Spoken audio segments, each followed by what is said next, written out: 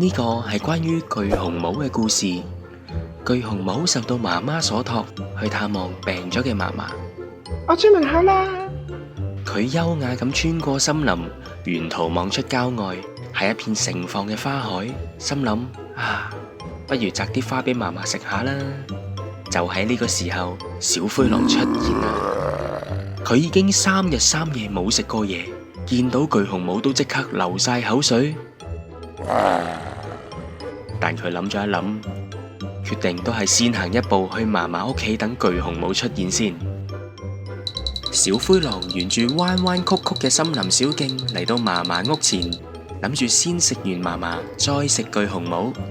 佢用一個鬼鬼祟祟嘅步伐，一步一步一步咁慢慢接近嫲嫲屋企。小灰狼雖然係一隻狼，但都係一隻好有禮貌嘅狼，所以佢行咗去敲門，再敲門，再敲門，敲咗幾次都冇反應，於是佢決定轉身行去屋後面睇下有冇其他方法入去。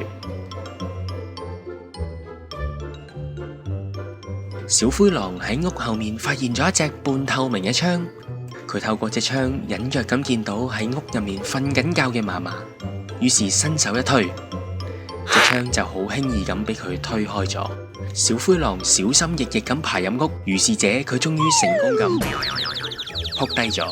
小灰狼即刻爬返起身，好彩嘅係佢冇嘈醒到熟睡中嘅嫲嫲。佢慢慢靠近嫲嫲，見到咁肥美嘅獵物，心諗呢度都應該夠食好幾餐啦啩。就喺呢個時候，巨紅帽就返咗嚟啦。嫲嫲，我嚟啦！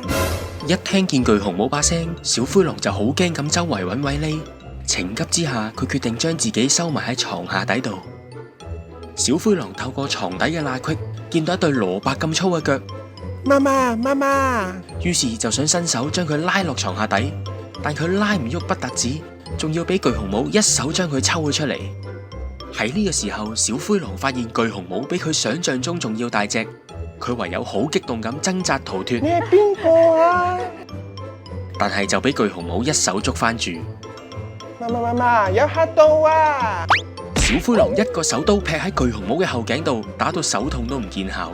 巨紅帽喺呢個時候慢慢除低帽，展示出佢美麗動人嘅容顏。你冇事啊嘛？你冇事啊嘛？就係咁樣，小灰狼就俾佢嚇死咗啦。